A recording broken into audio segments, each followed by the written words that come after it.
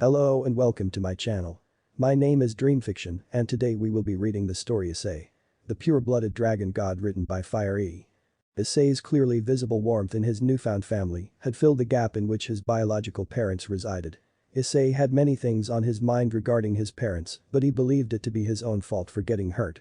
Issei, as a result of this, surprisingly grew more resilient as he didn't want to be at fault for anything due to weakness. Issei's first day of school was upon him. "I'm leaving," Issei yelled through his house, wearing a navy blue backpack, a golden tank top with a black blazer, some dark navy jeans, and a pair of leather shoes, bursting out of the deep brown door embroidered with a golden handle. Issei walked right into the light of the sunny day, looked up at the few clouds floating through the sky, and raised his fist. Issei also had weights under his clothes in order for him to be training all of the time, made by tannin. He wore a weight on each leg, each arm, and on his chest. The arm and leg weights weighed around 4.5k kilograms per, and the chest weighed around 10k kilograms. As ludicrous as this seemed, this is the amount of weight Issei could lift while breaking some sort of sweat. The weights were also made of heavenly dragon scales, so of course, they would be ludicrously heavy. Guo Elementary was the school Issei attended. His house was about 30 minutes away, so he walked all the way there. Combined with the weights, this was perfect training for him. Issei knew the territory he was in belonged to the growing Gremory and Satiri households, along with some fallen angels on the side.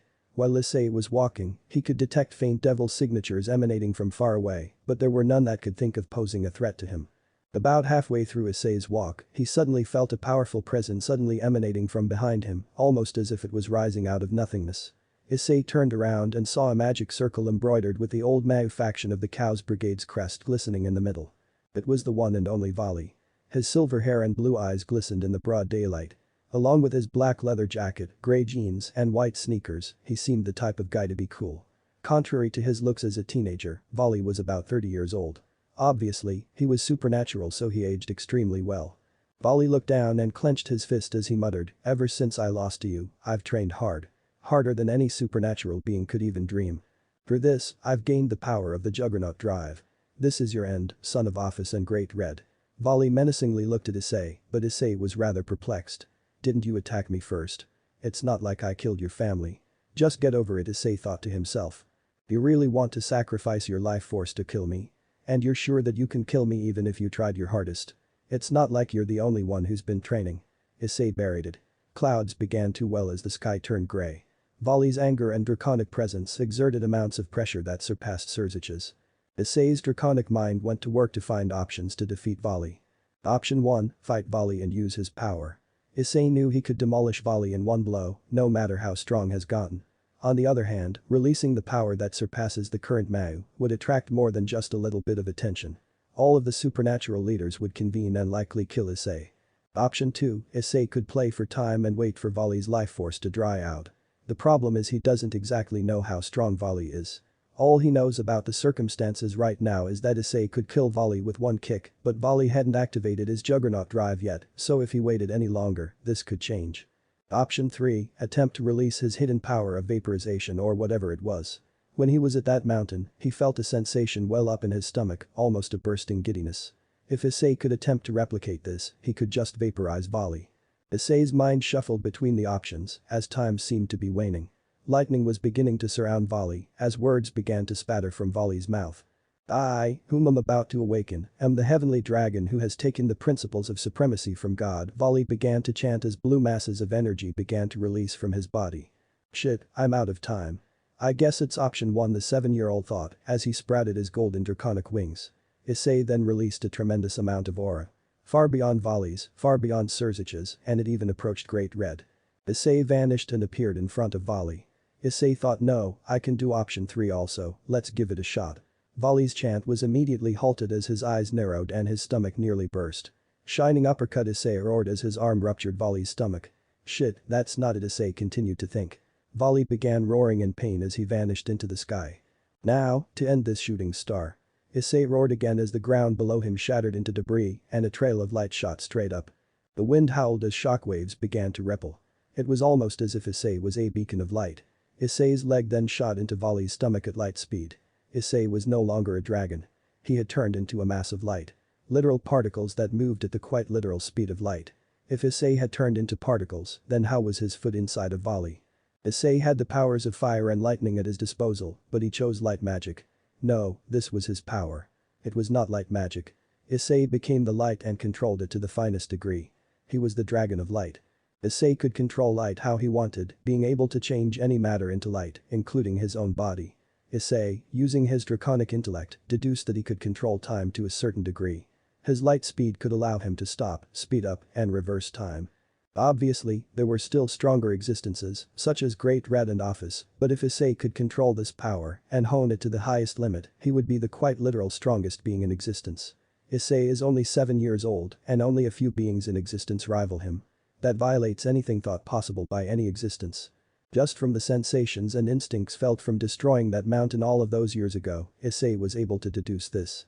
Vali, who had passed out due to all of his vital organs being vaporized, was shot into space at light speed, killing him instantly. You had the most potential, Vali. I'm sorry to leave you so soon. In my next reincarnation, I will be sure to avenge you. Albion spoke into the mind of Vali, as his full body was vaporized due to the speed at which he was flung. Issei had just defeated the White Dragon Emperor in 2 moves. Holy shit. Issei roared as he floated in the air with his golden wings protruding from his back. Issei simultaneously accomplished both options 1 and 3. Even if Vali went into Juggernaut Drive, it wouldn't have changed a thing. Issei was just too damn strong. Issei began to get extremely fatigued as this was his first time consciously using this power.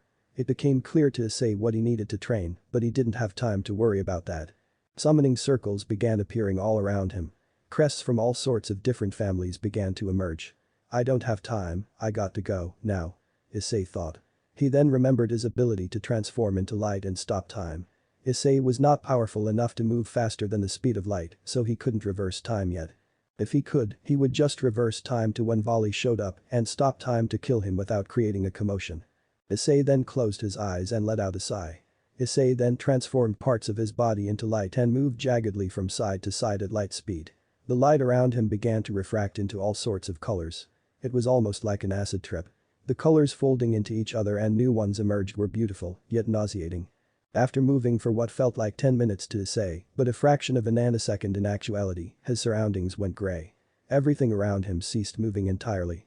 As nauseous as Issei felt, he knew that this was his chance, but he also knew that he was at his limit. Issei could no longer transform anything into light, including himself, so he had to use his wings to get away. He could also hold out stopping time for about 10 seconds before it reverted to normal. Issei then sharpened his glare and flapped his draconic wings as fast as he could. Moving off of sheer determination, Issei launched forward, shattering the sound barrier. He moved about 10 kilometers away from the area, then time resumed and Issei ran out of stamina. Issei made a crash landing in a dumpster behind a grocery store. It hurt like shit. He crawled out of the trash can, rolling onto the pavement in the alleyway. Issei then took off his shirt, revealing his masculine bod to the air. Panting for his 7-year-old life, Issei rolled off the dumpster onto the concrete. It was at this moment Issei noticed why was his chest exposed to the air. Shouldn't he have had weights on? Issei then astutely realized that when he was moving at light speed to kick Vali, his weights were vaporized along with Vali's stomach. That was a relief for Issei because he wouldn't have made it if he was still wearing them, but Issei needed to train to control this power entirely. Back at the site where Issei fought Vali. Well, it seems we're all gathered here for the same reason, the crimson-haired Devil King attentively stated as he manifested into visibility from his summoning circle. I felt Vali's energy, but there was a stronger presence. It felt more powerful than our energies, but whatever, the golden black-haired fallen angel remissively uttered. Whatever the case, we must get to the bottom of this, the halo-wearing armored angel ethically remarked. All 3 great powers gathered at this moment to identify this power. It far exceeded their own, but none of them had felt it before. Due to this rising concern, launched a large-scale investigation. Issei needed to learn to control his power, and quickly before it became too late. After having passed out for 2 hours on the cement, he realized that he was missing his first day of school. He needed to make it there, and quickly. Issei was thinking, what if he turned into light without releasing energy? If he suppressed his energy once he turned into light, he would look no different than the rays of light that emit from the sun. Issei then concentrated on his body, relaxed his aura, and converted his body into light. Well, here goes nothing, Issei thought. Issei then vanished into the rays of the sun. Having memorized the route his new mother instructed him to take earlier, Issei could estimate just about where it was. Issei, after a fraction of a nanosecond, appeared in the air above his school, with his wings sprouted. Shit, hope nobody sees me, Issei thought as he swiftly dropped to the ground. In the Gremory household in the underworld. Who the fuck is this guy? We all went to that location within 2 seconds of the energy outburst. How did he get away? The Gremory Mao King thought to himself. The phone in Serzich's pocket began to ring as he brought it to his ear. You've reached the Devil King jokingly initiated. Volley is dead. There are no remains of him anywhere. We found some of his flesh that scorched off of him in his fight with this mysterious being, the fallen angel stated. The great Mao dropped his phone while trembling in fear. A being that beat Volley. The frightened Devil King muttered. Issei's elementary school was quite different from your average Japanese school. The school was a large Spanish-style building and about 5 stories tall. The exterior was a blinding white, so white that it seemed the sun would reflect off of it into your eyes. Embroidered dark brown and green trim around the windows, the school was far from Japanese normal. Issei waltzed through the corroded brown greenish copper front gates into the school building and carelessly waltzed to the attendant's office. He waited for about 20 minutes in line and attempted to plead his case. On his way to the school, he replaced his ripped clothes with his draconic magic. My name is Issei Haidu. It's my first day of school, as I am a transfer student. I had to walk and I got lost on my way here, please forgive me for my malattendance and poor punctuality. The 7-year-old genius sobbed. The old lady with grey curly hair widened her faint blue eyes and responded, you're in class 1A. I'll let you off the hook this time, but don't ever do this again. The old lady was extremely surprised at the way Issei conducted himself and how mature he was. He was so mature, it scared her. Issei, whose sob was replaced with a joyful expression, exclaimed, thank you so much. I appreciate it. Wow, that kid is really mature for his age, the attendance office worker pondered. Issei walked out of the attendance office bearing a bright smile and ran faster than the top Olympic gold medalist by 3x and ran to class 1A. On his way, he was stopped by a guard who was pretty much dumbfounded by Issei's speed. Issei did not expect to be seen. Sorry, I shouldn't be running in the halls. It's my first day and I'm really excited to get to class.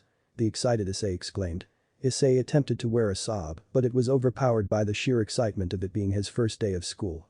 He was going to meet so many people and do so many normal human things he could never imagine doing before. You're excused, but I've never seen you before, the guard dumbfoundedly responded. His attire was similar to that of a police officer, excluding the vest.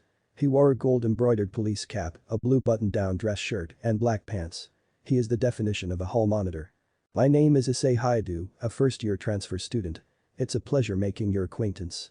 Sorry, but I have to go. I was absent for the first 2 hours of school, and as a result, I am extremely late.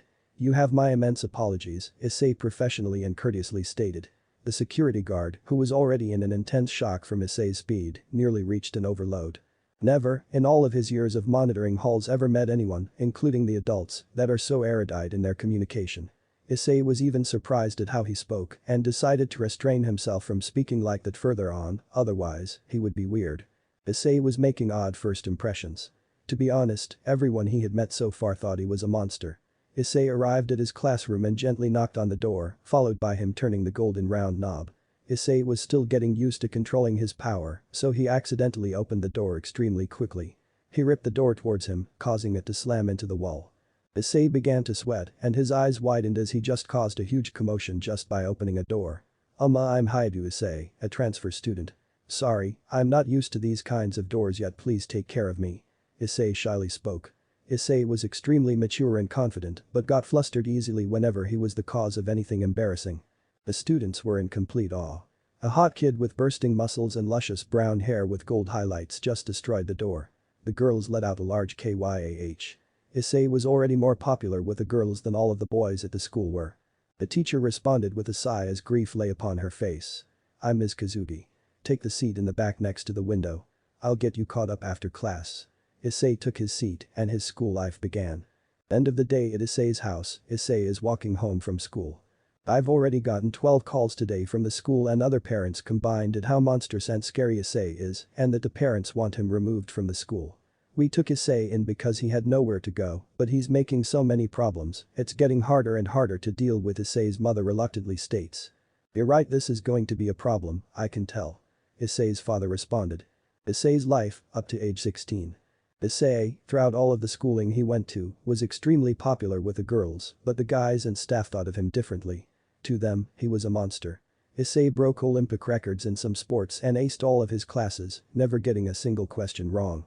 While the girls overlooked it and believed it was charming, the men and teachers kept their distance. As a result, he had no friends. Issei did find his new life satisfactory though, as he felt that he was in debt for having such a caring family to take care of him. Issei was resilient and believed in not getting bogged down by not having friends, but his heart became a recluse as his dire need for intimacy increased to the point it overtook him. He always went to school with a smile, but he was believed to be a monster by all the guys and adults around him. Even though it affected his heart, Issei carried on like he always had. For the most part, Issei's personality remained the same, excluding his desire for a friendship. Issei spent most of his free time in the underworld. He practiced his light abilities and over the course of 9 years, learned to stop time completely for 10 minutes, reverse time by 1 hour, and speed up time for 1 hour. Issei was practically invincible, as he was up in the top 10 of the strongest beings in existence. Issei though was covert about his strength and wanted to make a huge entrance as the strongest existence, so he kept training. All Issei needed to do was learn how to transform into his dragon form and then he would be literally invincible. Issei's presence also evolved, resembling himself rather than his parents. The only exception to this was when he used his light magic. Issei resented his parents, so he didn't plan on using it in combat unless he had to, but Issei knew himself and that he wouldn't be able to restrain himself if he's angered to that point. Issei, passing through his school life, ended up with straight A's all through elementary and junior high school. Issei then went to Kuo Preparatory School for his first year of high school. He learned how to control his powers in day-to-day life, making him seem more normal, but the people that were with him in elementary school stuck to him like glue all the way into high school. It was then that Issei told his parents that he wanted to swap schools, and they happily obliged. Issei, as a second year in high school, transferred to Kuo High School, a public high school that recently changed from being an all-girls school. Issei, as a dragon, decided to do away with the gold in his hair. As awesome as it looked, it made him look a little out of place. Issei was about 5'9", but was extremely buff. Robust pecs, a brawny six-pack, carved biceps and triceps, and built-out hamstrings. Present, Canon starts first day of school. Issei, instead of using his lighter time abilities to get to school, decided to walk there the old-fashioned way. He learned how to restrain his strength and his urges to use his strength and didn't want devils or fallen angels sensing him or his parents. Issei woke up in his small bed as his alarm lit up with an anime character that calmly spoke, "Good morning, sleepyhead. If you don't get up, I'll kiss you," he groaned and slammed the snooze button and slept for 10 more minutes. That 10 turned into 20, which turned into 30, which turned into an hour. Issei then finally gathered the energy to get up and realized school started in 5 minutes and his house was an hour's walk away. Issei began to panic as he was about to be late for his first day of school. Issei slept naked, with little bed coverings, as they just disturbed his sleep. He got up, threw on his school outfit, and left his hair undone, looks like his hair in the anime. Issei ran down the stairs as he thought about what he should do. It then hit him, if he made a summoning circle to the school, as Tannen had taught him, he would make it. He went to the school for orientation during the weekend with his parents, so he knew where the school was. It was just a matter of remembering a spot that nobody would see him in. Worst case, Issei would just wipe their memories, but as he thought of a place, only one came to mind. The rooftop. Issei then poured a little bit of magic energy into a summoning circle as he was munching on a ripe banana he nabbed while scurrying around downstairs as his left hand was vibrant in a gold magical crest. Issei then yelled upstairs, "I'm leaving," hoping his parents would hear him. As he got no response, he decided it would be a good idea to just leave. Issei vanished and appeared on the school rooftop. Issei, with 3 minutes left, decided to waste one taking in the view of the school. The school building that he was standing on was 3 stories. The only other buildings were the gym, the shed, and the abandoned school building. Issei began to get unnerved as he felt multiple devil presences emanating from the abandoned school building. He just shrugged it off, and as he was about to jump off towards Class 2A, which Issei was a member of, he heard a grunt behind him. There was a small chibi-looking girl giving off a careless stare. Issei jumped back because he felt the presence of the devil, leaving his foot almost hanging off the rooftop. The girl was absolutely adorable. She had glistening white hair that shined brightly off of the sun, beautiful golden cat eyes that almost resembled his one, and a cute face in general, as she looked like one of those lolis he remembered seeing in an episode of Dragon Ha. The girl wore a blank expression, as she wasn't concerned with the situation. Luckily for Issei, he had learned to repress his power and presence. To a devil, he felt no different than your average human. Issei figured this out, then thought. Fuck, these stupid devils always snooping around. Aside from Tannen, it's my first time seeing one up close, excluding that guy with orange hair I fucked up when I was 4. Alright, what should I say to her? This is a misunderstanding. No. Please overlook this. Never happening. What's your name? You're kind of cute. Fuck no, damn pervert. I can't kill the kid because someone will hear some sort of noise, not to mention she will go missing and that'd just be fucked up. Issei, as flustered as he was, decided to take a breath and calmly thought. Okay. So, what can I do? I can erase her memory of seeing me pop out of the summoning circle, but this is my first time doing it. Will I overdo it? Will it be okay? I hope so because this is my only shot at a normal life. This was the first time Issei had altered memories. He wasn't sure if he was going to do it right. Issei then concentrated on his hand and opened a magic circle, praying he wasn't going to overdo it. The girl behind him quickly jumped up and attempted to get away. Too slow, Issei muttered. Issei then appeared in front of the girl in midair and tapped her head, causing her to pass out, erasing her memory of Issei appearing. Issei then caught her in his arms and laid her down on the rooftop. Issei then approached the edge of the rooftop, sparing a frustrated glint at the girl, and jumped. Issei had about 30 seconds left to get to class. He knew that he couldn't run because if he did, he would literally get a speeding ticket. He then decided it appropriate to just walk and tank the tardy. Issei then arrived at the door of class 2 about 2 minutes late, then gently turned the knob and retained a confident look on his face. Issei opened the door wide enough to where everyone noticed. So you must be the new transfer student. Haidu-san, please introduce yourself to the class, the teacher spoke. The teacher was about 5'8", just an inch under Issei. She wore long brown hair on her petite white face. She also had on cherry red lipstick, light pink blush, some mascara, and some eyeliner. She really did go a bit crazy with the makeup, but she was a beauty nonetheless. She also wore the hot brown glasses that gave her outfit an extra flair. Issei immediately looked at her chest, like the pervert he was. He almost began to drool as the teacher's bosom was one of the best he had seen. Her breasts had a tender roundness, a large size, and petite nipples that protruded through her sweater. Issei snapped out of his dazed, perverted look and let out a cough to cover it and spoke. Hello, my name is Issei Haidu, a second-year transfer student. I'm looking forward to meeting all of you. Please take care of me. Issei dumbed down his language a bit just so he wouldn't sound like Japanese Shakespeare. All of the girls excitedly chanted, second prince, second prince, second prince, as Issei was extremely hot. After all, he had curvaceous pecs, a six-pack, and some ripped-looking arms. Although his hair looked kind of weird, his eyes glistened in the light seeping through the windows as they were golden brown. The class was pretty much all girls, excluding the 2 guys that sat in the back that looked down in the dumps. One wore long hair and glasses while the other was pretty much bald. Issei paid no mind to this and was ready to make friends. At Issei's home. Issei's been a thorn in our side. We have to find some way to get rid of him without this legal binding. He's been depressed all of the time, making our home lives miserable, and for the past bunch of years, has caused people to hate our family just because of him. It's all his fault that we have such a bad reputation, Issei's mother confidently stated. You're right, we need to get rid of him as soon as possible, Issei's father responded. In the abandoned school building. All I remember is a random guy showed up out of a summoning circle. Nothing more. He tried to erase my memory but failed to do it completely. I didn't sense any presence from him though. He would seem like your average human boy if he didn't pop out of a magic circle, the white-haired mascot spoke. Well, it can't be helped. Kaneko, can you follow that boy around? I want to make sure he isn't a threat. To be honest, if he's strong, we may be able to get him in our peerage, the crimson-haired heiress to the Gremory household requested. If it is your order, but you, Kaneko stated. What's up guys, sorry for the long delay. Only 1 chapter this week. Got a lot of exams and I'm spending a lot of spare time trying to write this. It's 11 p.m. right now and holy shit I'm so tired. So you're probably wondering, what was the point of that chapter? Why the whole elementary school thing? I really just want to build Issei's character and take it step by step.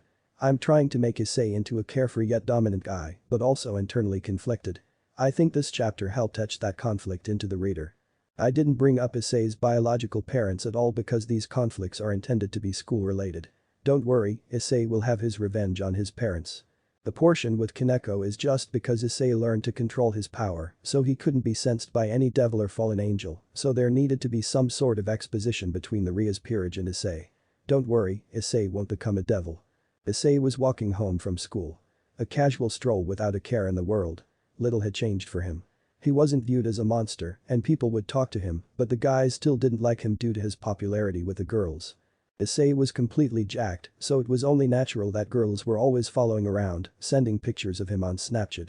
Even though the girls liked him, he never had any bonds. There were only 2 people Issei had bonds with. His 2 parents. Not his biological ones of course, but his adopted ones. The sky was orange and the sun rode the horizon. The road was desolate. Issei was on his way home from school. He walked with a depressed look on his face through the zigzag alleyways in Kuo. Little did he know, he was being trailed not by one, but two people. A black-haired purple-eyed well-bosomed beauty followed him, quickly trailing him after he turned a corner.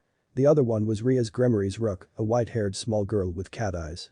She jumped from rooftop to rooftop watching Issei. Both girls were wondering the source of Issei's expression, so they followed him.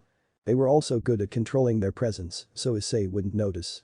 Issei began strolling down a bridge that rained over bleak waters. He halted and leaned forward onto the glistening corroded copper railings. Why? Why can't I be normal? Why is it that there isn't anyone I can trust? Why? I've put up with this for years and years, even going through changing damn schools. Not one person. Fuck. I'll give it another week. If nothing changes, I'll hang myself, Issei muttered under his breath into the surrounding silence. Little to Issei's knowledge, the two supernatural beings could hear him loud and clear, standing at opposite sides of the bridge. The catgirl's face wore a surprised look. The seemingly human man that had stopped her and tried to erase her memory was this far gone. This didn't sit well with her. But, she didn't intervene. She would tell Riaz, in hopes she would try to do something about it. Surprisingly, the black-haired girl's expression was in abhorrence.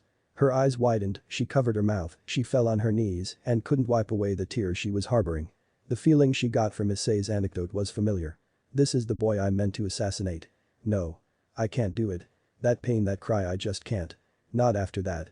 After crying on the floor for about a minute, she managed to wipe the tears away and got up.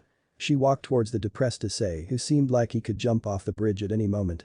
Issei's instincts were telling him someone was there, which resulted in a wince and a shiver down his spine, praying nobody heard what he said. He slowly turned towards the presence he had sensed. She was absolutely beautiful. Long, black hair. Purple eyes. A big chest. She was up there with the cutest girls Issei had ever seen. I heard what you said back there. I've been following you around for some time now. I've seen what you've been going through. I want you to know I've been through the same thing. Will you go out with me?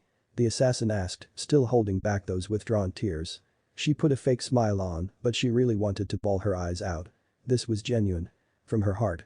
Issei, on the other hand, was blood red. A girl just asked him out. That notion was absurd to him. And it wasn't just some girl. It was the prettiest, cutest, and the loveliest girl he could have met. As the black-haired girl began to get worried at Issei's delayed response, she chuckled at his blushing face. Seconds after, a tear fell. Issei turned away and began shivering. No. Issei stammered. He began to break into a complete nervous breakdown and rigidly cried, I've been abandoned once before and it made me like this. I can't go through that again. I'm sorry, but there are plenty of better guys than me that you could find. The black-haired beauty was at a loss for words. Tears began to well up into her eyes as well. The black-haired girl stuttered. She couldn't tell him the truth. She loved him. She watched Issei walk by for about 2 weeks, always with that same look on his face. It tore her apart. Issei then began to walk away, towards Kaneko, who disappeared from Issei's sightline to tell Riaz what had happened. Why? Why do I love him? The black-haired girl thought. It's because he's the same as me. He was abandoned by the people he cared about. So young and already experiencing that loss. I need to protect him. I don't care if it means ripping out these fallen angel wings of mine, I will protect him.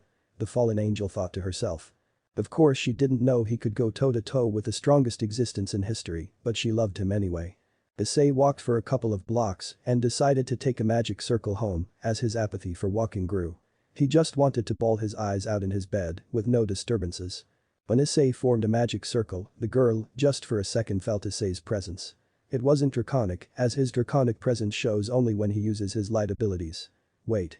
He knows magic. I was suppressing my presence, but that doesn't matter, he clearly needs someone. A couple days pass. Issei, after that day, was not the same. Pictures of that girl rang in his head at every moment. Issei's parents, as nice as they seemed, didn't really care about Issei. They knew he was depressed, but they didn't do anything. Not a word of reassurance. He thought it was because they didn't know, but in reality, it would be silly to be under that notion. Issei had tied a noose and left it under his bed for whenever he wanted. Things were looking really bad. Issei is at school. It's lunchtime. He can see the yard with all of the kids playing volleyball. He was by himself. Alone. Nothing has changed. No matter where he went. No matter who he became. No matter what he did. He would remain the same. Nobody would ever care about him. What if I went out with a bang? Storming the underworld and destroying everything would be a fun way to go out. Issei thought.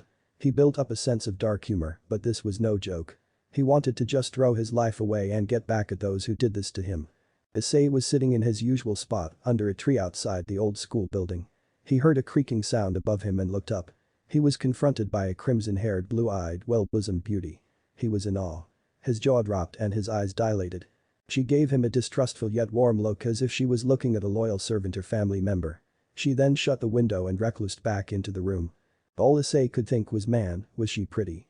Little did he know, Issei was being watched. Not by Riaz or anyone from her peerage, but by the black-haired girl. She didn't even go to his school, yet she watched him anyway. She didn't know why. She wasn't watching because of her job to kill him or anything. Why do I feel this way? The girl thought. When she would try to come to an answer, only one word popped into her mind. Protect. She felt it was her duty to protect Issei. Obviously, she thought he was some human who was taught magic, not a being capable of going toe-to-toe with the strongest existence in history. Issei, as his week of depression prior to release began to close, he was confronted by the black-haired girl. Issei had no bonds or connections. He had no feeling in his heart. The only feeling that he felt was sadness. Constant. All day every day. He just wanted to end it all. Issei. I know how you feel. It's hard to open up to anyone. It's because of your past. I have been through the same loss. Those you once trusted with your life discarded it as if it meant nothing, just an inconvenience. I just feel like it's my job to protect you, the girl stated as Issei walked by over the desolate bridge. Tears were practically streaming off of Issei's face. Nobody had ever understood him so well. He wanted to apologize, but whenever he tried to turn around, he remembered Tannen reading the letter aloud. This whole time, Issei thought it was some sort of prank. Some sort of ploy to get him to reveal himself, or worse, to hurt him even more. Issei, if you hurt yourself, I'll never forgive you. She yelled as she closed her tearful eyes with her body fully tensed. Her arms were stretched out and she cried with genuine concern. She had every intention of doing everything in her power to make Issei stop. She wanted him to be happy. That's all. If Issei wasn't going to stop now, she was going to reveal her true identity. Issei broke down. His mind couldn't handle it. Issei's eyes went white and he fell to the ground. As Issei's chin ate the concrete, the girl ran up to him shouting, Issei. Are you alright? Stay with me. Issei. Issei's ears rang as he lost consciousness. Why? What is this feeling? I've never felt it before. I feel protective, but Issei also this feeling Issei welling up inside of me. I just Issei don't know it. All I can think about is Issei. Why? The girl, with the most worried look she had ever lent to anything, picked him up and ran. She ran for miles and miles and miles without stopping, arriving at Kuo Hospital. She never once thought of killing him, not even once. Is this love? Issei woke up in front of a fountain. He was standing up, which was weird considering he just passed out. In front of him was the black-haired girl. She said, in her usual cute voice, I love you and I need you to do one thing for me. Anything for you, Issei responded. Wait, why did he say that? He just rejected her in order to protect his conscience. Why did he say something as intimate as that? Well then die for me. She hissed as her voice became more mature. Her school uniform evaporated and black bands covered her breasts as seemingly metal-plated panties covered her womanhood. She then spread 8 fallen angel wings. Hair built upon his face as the fallen angel began to laugh. Why was Issei scared? He had the power to defeat her with a flick of a finger. What was causing these feelings? A light spear formulated in the girl's hands. Issei began to run and run and run for what seemed like infinity. He then realized he hadn't moved. He stood still, frozen. He began to call all of his powers of fire, ice, and even light, but none of them responded. Issei wasn't in control of himself at all. His eyes then dilated as the girl said, that date we had. It made me sick. You're always so damn depressed, why can't you get a fucking grip? You left me no choice. She then thrusted the spear into Issei's abdomen as Issei roared.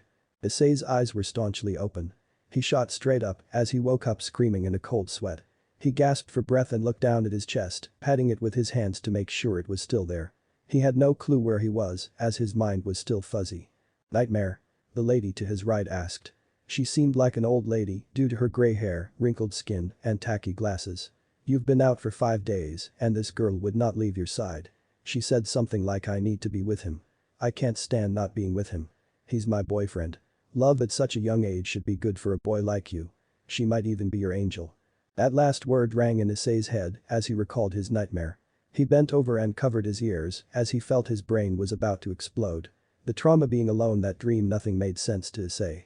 The gray-haired lady picked up a landline phone strapped to the wall and dialed the lobby. Haidu is clear. He is awake and is seemingly fine. He looks like he has a headache or something, so he'll be here a little longer. If he leaves, he's cleared for exit.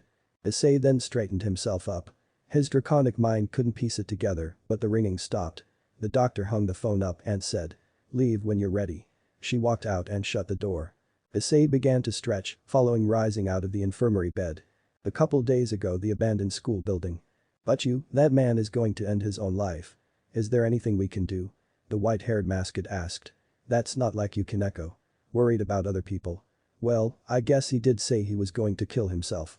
I'll see if I can do anything, but ultimately it's up to him," the Crimson Beauty stated. Chapter end.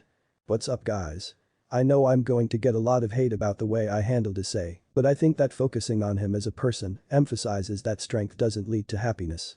I think you can already guess some of the alterations that I decided to make. Ryu's and Kuroka will still be a part of the harem, but there is someone that comes first. Rainer. Rainer was abandoned by God and led down the path of corruption into a fallen angel. Rainer, a strength-obsessed fallen angel and a depressed all-powerful dragon. Fitting duo. This will be a harem story, so expect some lemons and everything that comes with it. As for Issei's character, his not having any friends made the once proud dragon extremely timid. He had nobody to turn to in his times of need, leaving him alone. Rainer is trying to get Issei to be with her because she secretly needs someone who understands her. Once she learns his origins though, I think it will get interesting. Sorry about this, if you don't like it, feel free to drop a story. Also thanks so much. My first story, 150 plus followers, only 6 chapters. That's crazy to me. Love you guys and see you in the next chapter. The door slammed open. Issei. You're okay. Thank Azazel you're okay. The tiled light blue infirmary walls shook from the force of the door being slammed open. Issei was sitting upright in his infirmary bed with hospital clothes on. Why are you here? What happened to me? Issei exclaimed when the fallen angel interjected, I ran here with you. You suddenly passed out and I felt like I needed to take you. Issei. All I want is for you to be safe and happy. Just please, go out with me once. I just don't know. Am I just supposed to forget my parents abandoning me, leaving me at a hospital without a goodbye? Am I just supposed to forget those years of suffering without a single person to turn to, just because you want to go out with me? Issei vigorously roared. I'm not asking you to forget anything. All I'm asking for is a chance. I went through the same pain you did. The black-haired girl got up and closed the door. I want to show you and tell you who I really am. All you want is a chance. Why go through all of this just for me? You didn't want me to harm myself, you took care of me when I passed out, why? Nobody has ever been that kind to me. Issei cried out, hoping for a genuine response. Silence emanated in the room for a couple of minutes. Hey, do you believe in angels? If I were just a normal human, there would be angels protecting me, right? How come there isn't an angel protecting me? Issei asked. The girl's eyes widened, does he know? She thought. She then realized that Issei's expression was a genuine one and wasn't a ploy to get her to reveal herself. Her face became light red as her eyes narrowed in surprise. A gust blew in from the open window on Issei's left side, pushing the girl's hair over her face. This kid is absolutely adorable. He couldn't be closer to the truth. Well, I think there is. I think her name might be Rainer. The black-hair girl sarcastically retorted to Issei. Well, I don't know too much about angels or devils, but all I know is that I was abandoned. My parents abandoned me when I was 5 years old. I was treated as a monster at my school, nobody caring about my well-being at all. Not even the teachers. Issei reasoned. This was obviously a lie so the girl wouldn't know he's supernatural. If I'm going to be honest with you, I don't really know what to do. I want to be with someone I trust, someone that I care about, and that person would care about and trust me the same. That's my ideal. I've pushed this ideal away in order to keep myself safe from the loss. I don't want that happening again. It's a simple, small wish, but it's taken my life from me. But you've watched me, cared about me, and even saved me. I just don't understand. Why? It's because she didn't want to reveal her identity, but she had no choice. If she wanted to convince Issei that she genuinely cared about him, she couldn't afford to lie to him. 8 fallen angel wings sprouted from the girl's back as her voice slightly matured. Her jawline and general demeanor matured a bit too, almost as if this was her unmasked self. This me. This is what being abandoned did to me. Left me with black wings and a black heart. I saw you crying, and it reminded me of how horrible and terrible I felt when my wings turned from gold into black. But anyway, I'm your angel. You probably hate me, knowing that I'm a fallen angel, the black-haired girl stated in her matured glory. Issei was in awe. Eyes widened, jaw dropped, cheeks narrowed. Issei was in awe of the beauty of the glimmering black wings. So pretty, Issei murmured softly. Rainer's face turned completely crimson. Whenever someone saw her wings, they would be terrified, but no, this boy was different. He thought they were pretty. Rainer's world completely flipped. They were absolutely beautiful to him, but there was something else that Rainer said that triggered his response. Issei couldn't withhold the tears that welled upon his face. They rolled and rolled, not dissimilar to a flood. Not because she was a fallen angel. Not because of her changed appearance. Because she was the same as him. She was abandoned by God. Rainer, you really were abandoned by God. Weren't there other angels that would have helped you? Issei asked, attempting to completely drive off any sensation of ulterior motive. The reality was, Issei wanted to be with Rainer, but his past chained him like a metal weight, drowning him in the ocean. Really? That's what you're surprised at? For a human who knows magic, I can only expect as much, Rainer retorted, followed by a chuckle. Of course, she was incorrect in assuming Issei was human, but it worked in his favor, so Issei didn't interject. He just pretended like he didn't hear that part. To answer your question, none. As soon as my wings changed color, all of the angels hissed at me in disgust. In fact, many even tried to kill me. I couldn't even bond with other fallen angels, as I fell with 8 wings, making me stronger than all of them, except Azazel.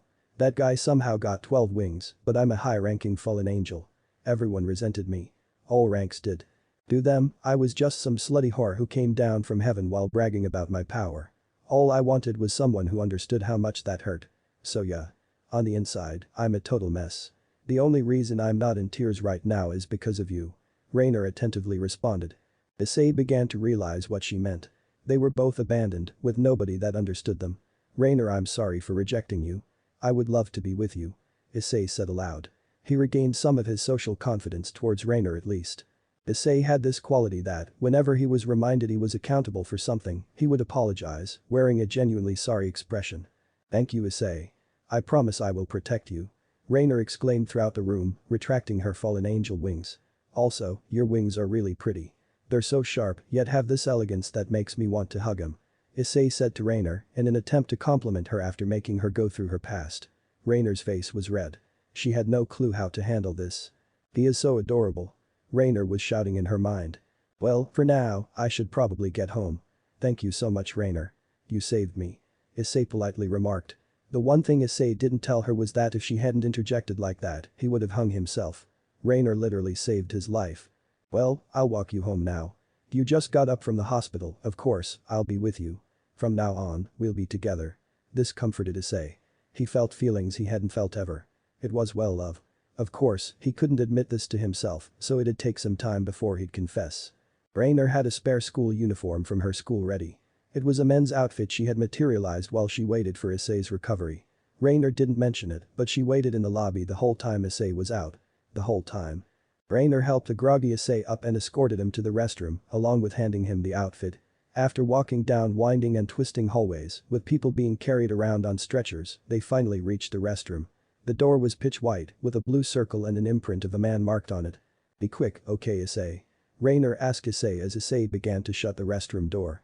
Yeah, I'll be right out. Well, I can't complain. She saved my life, so I guess I owe her my life. Issei thought, not regretting his choice to be with Rainer. Issei walked out of the restroom. He was clad in a red uniform, with a Shiijin Academy crest embroidered in gold on the chest. He also wore long brown skinny jeans that really emphasized his ripped legs and big ass. Rainer, greeted by Issei, with his medium-length brown hair, golden eyes, ripped bod that protruded through the uniform, began to blush. She had no clue he was this fine. You okay? Issei worriedly asked Rainer, tilting his head to his right. I'm fine. You just look really cute with that outfit, Rainer responded. Wow, thanks. I haven't really gotten compliments on my looks directly from anyone, so thanks. Issei blushed as he remarked. Issei was extremely oblivious to the fact that nearly every girl at his school wanted him for his body. He's so cute. I can't wait to see him embarrassed. I'm going to drive him nuts just for that look. Rainer thought to herself, fitting of a fallen angel. Well, let's take you home. You know magic, right? I sensed you using it the other day when you took a magic circle home. Rainer responded. Wait, does she know that I'm a dragon? I sure as fuck hope not. Whatever, can't do anything about it now. Issei thought to himself, drifting off. Wake up, silly. Stop daydreaming. I was gonna say let's take a magic circle home, but if you want to spend a little more time together, Rainer began to state as Issei interjected, what's a little walk gonna hurt? Sure, I'm hungry and thirsty from not eating or drinking for 5 whole days, but I'm fine. I'll grab a bag of chips and some water on our way out. Rainer smiled, happy that his feelings were mutual. Issei and Rainer waited in line for some bottled water and chips. Dying for some small talk, Issei asked, do you want me to call you Rainer-san? Raynare-chan? Rainer? Or Ray? Rainer returned a blush. Nobody had asked her these kinds of questions. Then she thought, Ray, that sounds cute. After Issei looked at her, concerned for her long response time, she responded, Ray's cute. Call me Ray. Issei felt warm inside. He had someone he could call intimate in his life, knowing her for only 30 minutes. It was a literal miracle, as if an angel had planned it all. All they had were Lay's pickle flavor and sweet chili Fritos, which they had in surplus. Obviously, it was a snack nobody liked, but Issei never tried either. That's a hospital for you, always out of good snacks. Ray snarled at the horrendous selection of snacks and ultimately told Issei, who was torn on which to get, to take the sweet chili Fritos. She then asked for a bottle of water when a lady working at the cafeteria put a bottle of Dasani water on the counter. Dasani? That's all. What company in their right mind buys Dasani water? You could literally get sour water and it'd taste better. Rainer snarled at the old attendee. Ma'am, I'm not a fan of Dasani either. I just work here. Your total will be 807.5 yen, 7 United States dollars, please. The attendee responded. 800 yen? For this? You're out of your mind. This should cost 400 tops. She snarled. The attendee responded, I hate it as much as you do, dearie. Could you pay up, you're holding up the line. There were 15 people behind them in line. Issei stood completely quiet and still thinking, she's gonna kill me someday. Ugh, fine, I'll pay the money. Only because Issei's pretty much dying. Ugh. Rainer snarled as she pulled 810 yen from her pocket. She got her change back, grabbed Issei by the arm, and attempted to walk off. Unfortunately for her, Issei's draconic instincts immediately ripped his arm out of Ray's grip, leaving her confused. Issei, let's go. Issei began to get worried as he is making all of the wrong indicators and is practically telling her he is a dragon. Fortunately, she hadn't caught on yet. The two walked outside and began walking to Issei's house. While walking, Issei took the first bite of the Fritos and was immediately repulsed by the taste. Who thought it was a good idea to make this? Issei roared with a disgusted look on his face. You see why I was mad. I paid 800 fucking yen for that garbage. Oh well. Surely the water couldn't be bad. It's water for fuck's sakes. Issei then ripped the top off of the bottle and took a sip of the water. Who the fuck makes this shit? Issei roared with a tense, disgusting face. He could literally taste the plastic. 800 yen, Rainer responded. Yeah, I see the fuss. But I feel bad for the lady, not like she was in charge of the place. Issei responded, hoping to get an apology out of Ray. Yeah, my fault. I have a short temper, Ray responded. Issei finished off the Fritos and the water, the only saving grace of the situation being the fact that Ray was so cute. Whenever Issei would look into her eyes, he would blush. He would stare at her, like a deer in the headlights. Issei just thought she was so pretty. Obviously, his draconic instincts were telling him to get down with her, but he suppressed those feelings in order to savor the moment. Issei and Rainer walked side by side, talking about supernatural stuff, and became close. About an hour and a half passed as the sun finished setting and the sky was dark. Issei and Ray approached Issei's house as Ray began to say her goodbyes. But, due to their enhanced hearing, they heard something they wouldn't expect. Our worthless son of ours. He's just gotten worse and worse. When we took him in, I thought he would be useful to the name Haidu. Not, besmirch it with his always depressed wishy-washy attitude. I'm this close to pulling the plug on him and making him homeless, what sounded like Issei's mother spoke. The looks on Rainer's face was of surprise. Her jaw dropped, seemingly down to the underworld. Her eyes widened as she was blown completely away. She knew that the boy had nobody but his parents, but now his parents were abandoning him a second time. Issei on the other hand was completely in shock. He maintained a steady face, but it cracked. His eyes began to twitch, changing between a desperate cry and a face of pure rage. Blood vessels began to pop. Issei was about to blow. He was done. He gave up. He had no clue how to feel, so he fell to his knees, trying to think up reasons they would say that. Now ma, don't you think you're being a bit harsh on the boy? I mean, he's a mess. A real big mess. I see where you're coming from, but I think it's time we confront him. Depending on his answer, we'll let him stay or kick him out. Actually, I take that back. He's not only been a thorn in my side, but he passed out and slept for days because of depression. What failure we've raised. Rainer's look of confusion dissolved as a look of pure anger surfaced. How could they do this to my beloved? The sweetest man to meet the earth. He lost his real parents and now his foster parents do this year art internally. Rainer's face snapped. Blood vessels popped. Her thin eyebrows began forcing their way into her sightline due to the furious expression on her face. She was about to go in a frenzy. Issei, on the other hand, relinquished all control. A barrier went up around the house, removing all people within it, Rainer and Issei's parents aside. The barrier went on in a 10-mile radius, leaving many people confused as to why they were on the street. That was the last shred of sanity Issei had before deciding to lose it. He was about to destroy everything. "Ray, I have to go now." Issei murmured under his breath but spoke loudly enough that Rainer could hear him. Rainer's mind nearly exploded as she thought a barrier like this is above my level, how did this guy do that with such ease? Who is he? Her legs shook a little bit. "Issei, please. Calm down. Please. Just come with me. We can be together. Okay?" Rainer softly questioned, praying for a response. She couldn't maintain a straight sentence. Sure, she was worried about Issei, but something scared her more.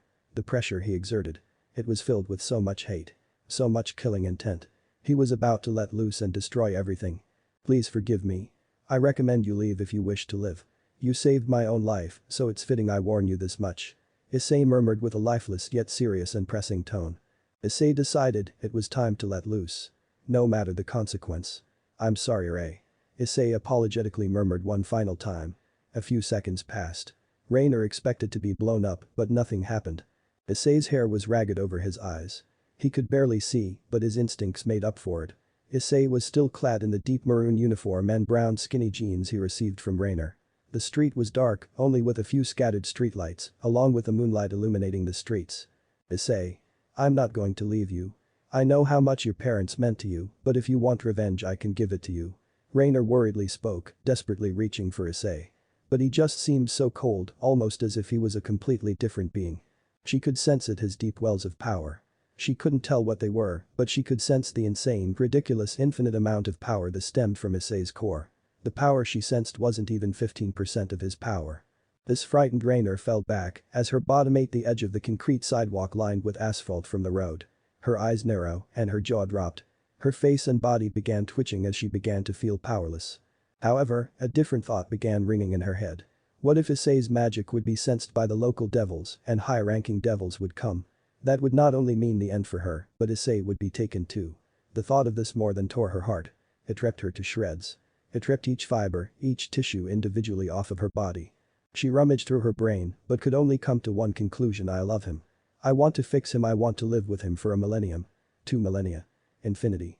I want to go do normal human things, like go on dates, watch movies, go to the park, go sightseeing, do everything there is with him. I want him to get all flustered when I try and give him some erotic play. I can't imagine a world without him. If he died I'd cry. I'd go insane. I'd hate life.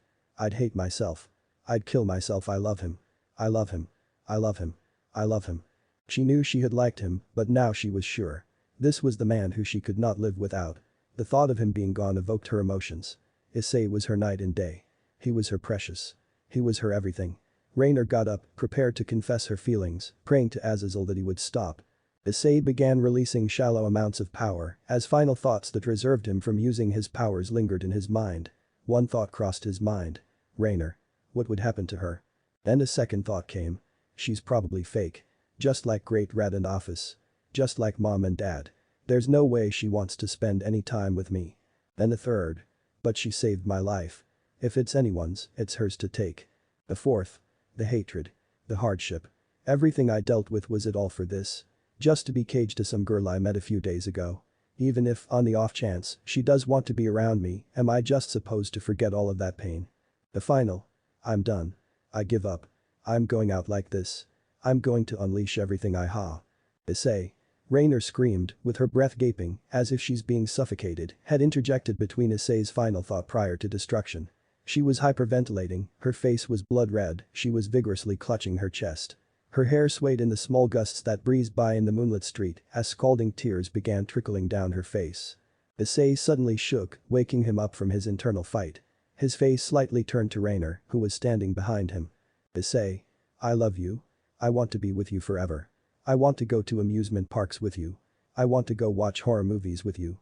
I want to lay on the grass and look at the stars while holding your hands. I want to be with you forever. I can feel the power you have, and if you use it, you will get killed. I can't bear to watch that. I'd go mad. I'm hopelessly in love with you. Please, she briefly paused. Issei's face completely turned back, staring at Rainer, with hair still ragged over his eyes. She clenched her fists, straightened her arms, tensed her face, shot tears, and tightened her legs, and cried, please Issei, just don't do this. His eyes dilated. They were growing larger and larger. Tears started trickling out as if he was just caught for doing something wrong. His mouth was tense, but it was slightly open, leaving room for him to hyperventilate. His chest was pumping as anxious streams of air circulated through his esophagus. Issei looked at hands, which were twitching immensely. His fingers were twitching uncontrollably like he was tickling somebody. He realized what he was about to do. He wasn't just going to kill himself, but he was going to kill Ray. This broke him. Ray, Issei murmured. Ray ran at Issei, her arms swing side to side through the midnight breeze. She tackled him, one arm around his neck and one around his left arm and back. Issei didn't do anything. He stood like a statue, looking down, still twitching. Ray then forced her head into Issei's chest and looked up, opening her velvety plum eyes that glistened in the moonlight as her tears trickled out. Her mouth rapidly broke between a smile and a frown. Issei was broken. Rainer was broken.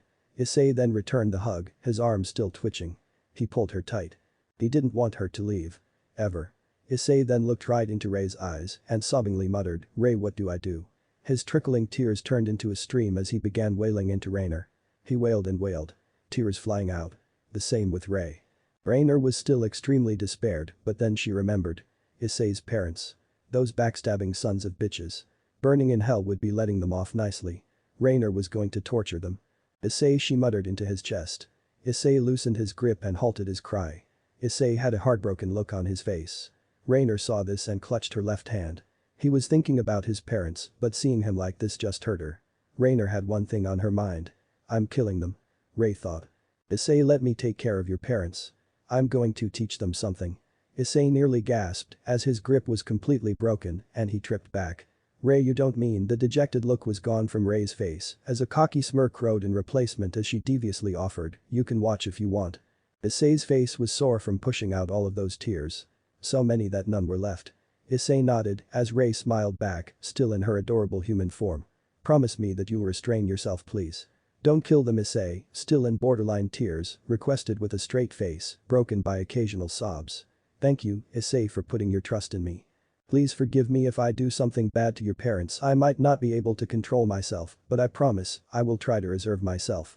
She said in a monotone, dull voice. Issei nodded once again. Rainer then walked towards the entryway of Issei's ex-home and rang the pearl doorbell. Issei dejectedly and worriedly looked at her, almost scared. He could smell the killing intent, but he figured that Ray was doing her best to reserve herself. On the other hand, it brought him reassurance. It helped him realize that she genuinely cared about him. But, he didn't know that her intention was to go in there and blatantly murder them. The door creaked open, a half-bald brown-haired man with a light blue Hawaiian button-up shirt opened the door and initiated, "Hi cutie. What are you doing here at this hour?" "I'm looking for Issei Hayadu, he promised to let me come over tonight." The adorable Kawaii-Yuma-chan stated in her staple adorable voice. The look on the man's face was of surprise. It didn't knock him out or anything, but it sure gave him a startle. He turned his head and yelled, "Ma. Issei has a girlfriend. Maybe he isn't such a failure after all." Issei heard this. His hair covered his eyes as he tried to ignore it. I don't know that man, he thought to repulse the anger that streamed through him, for Ray's sake. Ray, who blushed when the man said, girlfriend, completely changed her expression when greeted by the second sentence. She wanted to just kill the man at that second. She deviously smiled while his head was still turned, as she knew what kind of torture awaited him. "Well, come right on in, Missy. Issei is on his way back from the infirmary right now. We heard he passed out from depression." "Ha? Who passes out from depression?" Ray was beginning to lose her cool. Issei pretty much just shut his ears off, thinking they aren't my parents. Not anymore. She walked into the house, followed by the door shutting. Issei had mixed feelings about watching it. On one hand, they were the people that took care of him after he got abandoned. On the other hand, they were arguably worse than the parents he was abandoned by. He never heard his biological parents say such obscene things. He decided not to watch. Issei, sitting on the curb of the sidewalk, remembered something. That barrier. Surely supernatural beings would come if that wasn't released soon. He swiped his arm and released the barrier. He used his magic to erase the memories of all who saw or heard about it, even if it included some supernatural beings. He practiced erasing memories on his parents after his incident at school. As inhumane as it sounded, he would just tell them something, erase their memory, and ask them about it. He then did this for increasing intervals of time, allowing him to train his preciseness. He had magic that surpassed Surzich's, so erasing a whole country's memories wasn't a problem. Thank God he remembered that, or Surzich's and Azazel would be ringing the doorbell just about now. The inside of Issei's house was extremely spacious. The entry was split between a kitchen and a living room. On one side, there was a limestone tiled floor with an island and a wall countertop resting on it. The walls on that side were beige but seemed white in the blinding light of the LED lights implanted on the ceiling. The other side seemed more Japanese traditional. It had a darker shade of beige on the walls, some brown trim, and some ochre wooden floors. It was adorned with bamboo in vases, along with a modestly sized couch in the middle of the room. It was facing the right wall, looking at it from the entry. In front of it, there was a glass-topped coffee table with mahogany curved legs. Against the wall was a 40-inch TV, set atop a small antique brown chest of drawers with little engravings on it. In the corner of the room, parallel to the bamboo-filled vases was a black leathered ottoman with shiny golden buttons between the crevices. It was considered a model home for the Japanese middle class. Issei's mom was prepping dinner, cutting up vegetables for some udon. His father was on the black leather ottoman, attentively reading his Building Inner Peace magazine. Ray was just sitting on the couch in her cute school outfit, enjoying some tea. Rainer then projectingly asked, "Mother, father, do you believe in angels?" Issei's mother stopped cutting and his father stopped reading. They turned to her with questioned looks on their faces. Silence filled the air for about 15 seconds. It was broken by Issei's mother. "Yes, we do," she responded, almost as if she took offense to Ray's question. Rainer then sat her tea down on a black coaster on the coffee table. She got up, with her cute smile shadowing her inner hate. "Well, do you think your son has an angel?" she asked. Both parents were concerned about this. Silence filled the air for an even longer interval. Of course. Granted, that angel may not be doing a good job. Ray put on a devious face, as she was ready for them to taste their own blood. She licked her lips, while Issei's parents stared at her, with a slightly horrified look. They looked like they knew death was imminent as if there was no way to avoid it. Ray's mind was on fire, remembering what these horrid rancid people did to the man she loved. Issei's parents blinked. The girl they saw wasn't there anymore. In her place stood a mature girl with a large bosom, nearly completely exposed. There were thick black elastic bands that covered her nipples, as well as a cut-off top that resided under her breasts. She had bulky shoulder pads, one bearing spikes, with long black gloves emerging. She also had shiny black banded panties, leaving her silky upper body near exposed. Her neck wore a banded necklace with a metal circle in the center and the 5 bands connecting to her shoulder pads. She wore long black leggings that went above her knees, with long black boots. Her face was similar to Ray's. It was petite but had sharp curves defining her jawline. Her nose was a cute small size, it was the same as Ray's. Her eyes were a velvety plum color, with thick eyelashes. She had thin eyebrows, allowing her expression to be shown clearly. Her long, silky hair blew up for a second, then gently fell back to its straight, long state. She also had 8 wings sprouted from her back. They were jet black that matched that of a moonless night. They were made up of soft feathers that textured together to form dark cloud-like masses. Issei's parents froze. They didn't dare move. They didn't dare think. Chill after chill. They were forced to stay in place. If they moved, they'd be dead is what they thought. They had no clue what they were looking at. "Well, I find it rude that you're saying that I'm doing a bad job," Ray declared in an assertive dominant voice as she mocked the offense. Issei's parents' terror built even more. They felt breezes caress their spines as if death was calling for them. "Hey, slut," Ray yelled, intending to get the attention of the stunned woman standing over a cutting board. Issei's mother gave an attentive gaze, but her eyes were still filled with denial. "Use that knife and kill your husband. Right now," Rainer demanded. Issei's mother's legs shook violently, barely keeping her standing. Mindlessly, she treaded towards her husband. She felt like she had a gun pointed at her head. She did what she was asked, no more, no less. Issei's father, still sitting down on the ottoman, fell to his knees. His rationality was restored due to the imminent threat to his life that surged through his body at Rainer's command. "PPL, please have mercy on our souls," the man shamelessly begged. "You want to know something? Before, die. Issei was with me when we heard both of you talking about him. I accompanied him home from the hospital. If either of you wants to see your darling little boy one more time, look out the window. He's looking away, so he won't see you. Also, don't expect your cries to be heard. I used my power to soundproof this place. Also, even if he heard you, he'd just bite his lip," Rainer snared at the man. Both Issei's parents' minds rumbled. "He heard us. We've been so good about it for years, and now he heard us," Issei's mother murmured. Neither of them had the courage to look at the window. Rainer exploded. They knew what they were doing all of these years. This sickened her. Oh yeah, he hurt you. You know, if it wasn't for me, you two would already be dead. He was about to kill you with his own hands, then kill himself. But, rejoice. You two have been given punishment to atone for your crime. I, an angel, am giving you your sentence. Raynor sneered violently. Horrid looks ran upon the elder hiatus. Please mercy on our souls, the old man cried out. He was completely bent over with his head to the floor. Issei's mother, with a horrid look on her face, slowly trudged across the kitchen, into the living room. Ray laughed. Well, I'll leave you to it. Hey, flat chest. After you kill him, you can either kill yourself or call the cops. You two need to repent. Remember, I'm an angel, I can always see what you're doing, Ray lied. She couldn't see jack shit, but Issei's parents sure as hell believed it. As the seemingly zombified woman with a knife trudged toward the man on his knees, Ray took her leave. She hurried back to Issei, fearing he would see what she did. Ray truly was a fallen angel, broken at her core. She went back into her school uniform and retracted her wings. Issei, on the other hand, kept cycling between emotions. It went from denial to anger to sadness to worry. He wasn't worried about his parents, rather the rest of his life. What if the supernatural world caught wind of this? It would be bad. Issei got up from the curb and began walking towards the front door to his former home. While Issei was walking, Raynor popped out of the door with a worried look on her face, as if she was trying to leave before it was too late. She then noticed the slowly strolling Issei, then asked herself, was he about to go inside? Thank God I finished. Ray just realized something. A huge blunder. A catastrophic mistake. Her promise. She promised Issei she would do her best to restrain herself, but if he caught wind of what happened, it's possible he would hate her. That possibility crumbled her heart. Then she remembered one more thing. What she said to his mom. Ray allowed Issei's mom to call the police, instead of just killing her. Ray's mind ran and ran. The possibility scared the ever-living shit out of her. Likely, Issei's mother would call the police and confess everything she saw. This wasn't a problem for Ray because it would just make her look even more insane.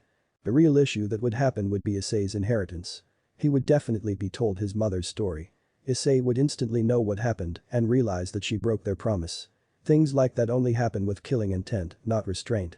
Ray hoped it wouldn't come to this, but possibilities just kept on rushing through her mind. Issei was just staring at a dazed Ray, who was mindlessly walking away from Issei's ex-house, towards him. Issei walked towards Ray and pulled her into a hug. This started Ray. She woke up from her nightmare to the warmth of Issei's embrace. It was so warm. She literally felt herself melt in his arms. They were about the same height, but Ray intentionally cuddled in his chest. It felt safe. Thank you for being here. Issei softly spoke as his breath blew Ray's hair. He then looked down on her with a warm smile. Such simple words with such a straightforward meaning, but this melted Ray's mind. She completely forgot all of her worries. Nobody had said anything like this to her since Gabriel in heaven before she fell. Her face was a violent crimson. Issei could literally feel her face scalding his chest, almost as if it were a stovetop. Issei, she cried, sniffling into his chest. These words hit her in such repressed places. I Brock, she tried muttering. She was trying to bring the truth out about what she did, but fear consumed her when she started speaking. She was frightened at what his response could be. SHHH, Issei softly blew. Issei had absolutely no clue what would make her cry so much. Sure, his familial situation may have caused her some heartache, but this gushing of tears was unlike her. We all have secrets, we all do, Issei calmly reassured Ray. It's not like Issei didn't have any secrets either, being the son of the two most powerful beings in the world and not telling anybody. This made Ray melt. She just stood in the night, bawling into Issei's chest as the wind howled and blew her hair. Her tears halted as Issei slowly broke the hug. Ray's smile returned as she was finishing wiping her tears away. You always sniffle know what to say, huh? Ray said with a smile on her face. I love you, Issei, now and forever. Please be with me for eternity, Raynor ardently whispered. I love you, Issei started. Images of Great Redden office rang in his head. Then, pictures of his school. Then, pictures of his adopted parents.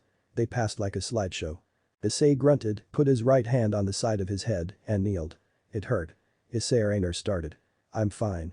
It's just pictures of my biological parents rang in my head, reminding me what it's like to be abandoned. Please, Ray. Promise me you won't be like the rest. Issei desperately requested. Silly, didn't I just say I wanted to be with you for eternity? I wouldn't have said it if I didn't mean it. Ray responded, reassuring Issei. Thank you, Ray. I love you. I love you more than anyone else. You've cared for me more than anyone else, and you've saved my life. Twice. Issei confessed. Raynor was red. He's adorable. I want to be with him forever. Alright, lovebird, we gotta go. That barrier is sure to be investigated. Ray continued. Well, where are we going? Issei asked. Issei's stomach roared. He forgot that all he had that day were some pickle-flavored Lay's chips and Dasani water. Ray chuckled while Issei blushed. He got embarrassed when people saw his weaknesses, even though he just let Ray carry him to a hospital and let him cry on her shoulder. Can we, go get something to eat? Issei asked. Are you asking me out on a date? After all this? You sly dog, Ray stated with a lecherous voice. I know I mean yes. We just confessed, right? It's okay to go on a date, right? Issei asked. You're silly. That was just a tease. And you seriously want our first date to be after something like this? Let's get some takeout and head to my place. That's where we'll be staying unless you don't want to stay with me, Ray offered. Issei's face was a dark cherry color. LLL, live with a girl, let alone the prettiest lady ever. Wait, she's a fallen angel, so she probably lives alone. I'm going to live alone with Rainer. Issei's mind rampaged. Steam flushed out of Issei's ears as his face only got redder and redder. His jaw was wide open. Rainer broke out into laughter. Alright, we seriously got to go before the cops, before it gets too late. Rainer just caught herself. She found it too easy, to be honest with Issei. Are you okay with me living with you? Issei asked, totally stunned. Yeah, dummy. I said it and I meant it. Rainer said, reassuring Issei, but it didn't have any effect on his cherry face. I'm sorry to ruin the atmosphere, but I have one question, Ray asked. Her lecherous goofy tone completely disappeared and was replaced with a serious one. A dead serious one. Issei's expression changed accordingly. Anything for you, Issei responded. Alright, so who exactly are you? Rainer pressed. Thank you for watching part 2 of this video. If you enjoyed it, please consider subscribing and liking the video. I hope to see you in the next video.